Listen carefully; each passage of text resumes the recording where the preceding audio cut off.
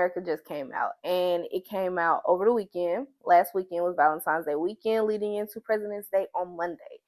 And honestly, Captain America was really good for me. I liked it. It was a good movie. I give it an 8.5 out of 10. The acting was good. I thought the editing was weird, and it's funny because I made a joke. I was like, "Damn, that look like my editing." But also, I don't know. Like I've been seeing so many people, specifically comic book review or comic book resource, say that the movie wasn't good and that it was it was going to do terrible in the box office. But on Tuesday, we know that that's not true. We know that that's not true.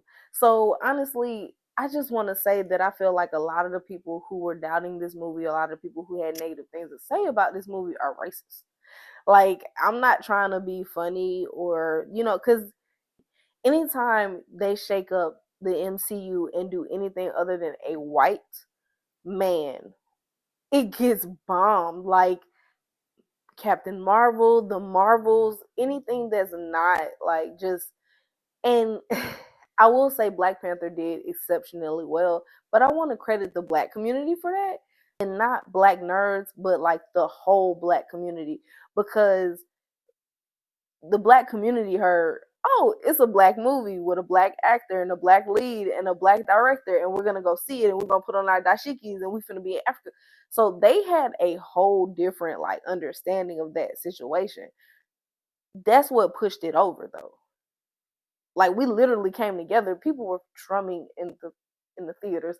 It was a lot going on for Black Panther, but that was off the backs of the Black community, and especially with Ryan Coogler, especially with Chadwick Boseman, especially with Michael B. Jordan, like Angela Bassett.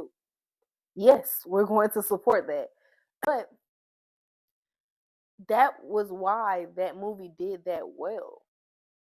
It wasn't because non-black fans got behind the movie and were like, yeah, we're going to support this movie. That's not what happened.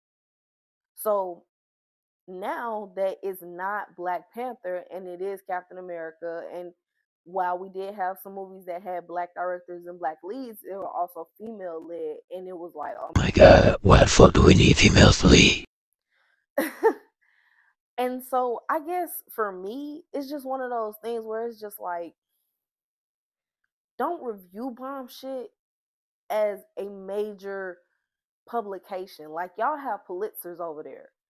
It says that y'all are a award-winning journalistic outlet. So if that's the case, then act like it. If the movie would have bombed, it would have been fine, but it didn't. And it did well. And it's almost like, did anybody in the office before releasing this go see the movie? Did anybody care that the movie might not do well because of your reviews? But because there are so many mixed reviews, a lot of people are going to see it for themselves and they're making their own opinions. And I thank them for that. Because y'all are on bullshit. Y'all are on straight bullshit. Like, people were review bombing the movie before it even came out. Like, it was barely in theaters. Niggas was review bombing it. You didn't even give it a chance to settle in and sit with you and make you feel some kind of way. You just was like, ah, fuck it, it's a black man. Nah. This nigga is this and he that and he did. Fuck that. The movie was really, really good. And I'm not an Anthony Mackie fan, but for me to be saying that his acting was good, it was good. I believe that he was Sam Wilson. I believe that he really wanted to take that super soldier serum. Also, Bucky is on. Yeah, Bucky's full of shit. Sam got that one right. Bucky is full of shit because I would have took the super soldier serum. I'm sorry, but also this movie to me, and this might be me jumping off the deep end, the woke end or whatever. But to me, this movie embodied the conversation of, you have to be 10 times as great. You have to work 10 times as hard. You have to show up 10 times as great to get even a little bit of what they have. And I thought this movie showed that. It said the loud part without saying it, and I appreciate that. I think that Anthony Mackie did a really good job. I'm thankful that I was able to support the movie.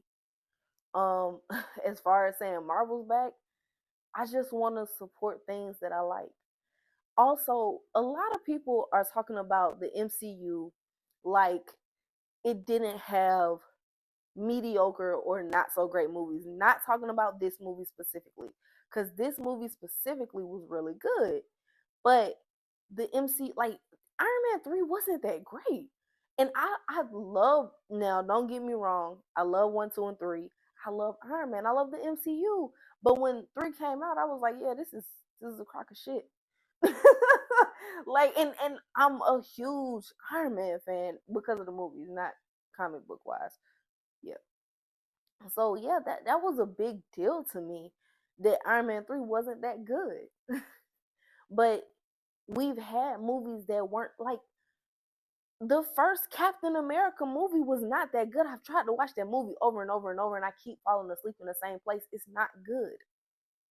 But Chris Evans got another chance, and he was able to prove himself. And well, the movie was able to prove himself because he was good in the movie, I guess. But like, other than that, you know. So, and I like period pieces. So it would have actually rang my bell if it was good, and it just wasn't. But the MCU, like we look at Endgame, and we look at those last movies, and we're like, okay, so we did that. We need to do this again and again and again. No, no. Endgame and Infinity and Endgame, that was when you finally get all of your toys and you just throwing them against each other in the middle of the room, and you got all your action figures fighting each other. That's exactly what that fucking movie was. It was a hodgepodge of heroes and villains fighting each other. But it was on a large scale, and it brought feelings back, and it called back to things that we had seen in the previous movies. You have to build something in order to have something. So, no, you're not gonna get in game every movie. And I don't want that. Like, I don't want it to be this big spiraling thing. Like, no, let's build. Because we had to build Iron Man. We had to build Captain America. We had to build all of this lore and movies. And it took 10 years. I'm not saying that it should take that long, but I'm just saying that, like, that was the culmination of 10 years of work. You're not gonna get that every movie. But don't shit on these movies because it's not living up to that when it's not even supposed to. That's not the point. The point of these movies is to build lore. So that when we do get to the another end game, when we do get to the other end game, when we do get to the end of the saga, we can say, that's my cap. Or that's America's ass. I mean, like, come on, man. And then that's why I kind of been nervous about moving into this phase of the MCU, because a lot of it is black and female led. A lot of it is. I mean, Marvel is. I'm not gonna. So, I would be really wrong if I said that Marvel was this great place where there were a bunch of hodgepodge of characters, where you had like plenty of black characters, plenty of Asian, Latino characters. It's not.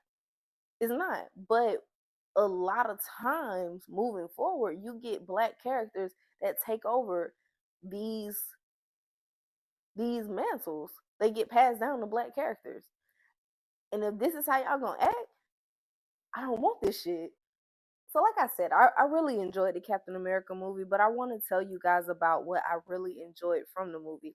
So, one of the callbacks I thought was really cool, because there was a point where uh, Falcon kept asking Cap, like, how do you do the spinning kick?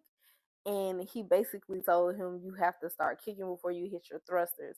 But to me, that was a callback to Ant-Man in Wasp Quantumanium, when Cassie kept asking Scott, how do you do like the flip kick thing? And he was like, you gotta hit the button, and then I think he said, he didn't say thruster, but I thought it was cool because it was the exact same thing. So I thought that was like a really cool callback. Um, I really enjoyed Falcon. I think that Cap and Falcon's relationship is a whole lot better than Cap and Falcon. I think that Sam Wilson's Cap and his Falcon have a better relationship than Chris Evans and Sam Wilson's Falcon. I also really, really, really enjoyed the casting. This queen right here, I'm gonna put her picture right here.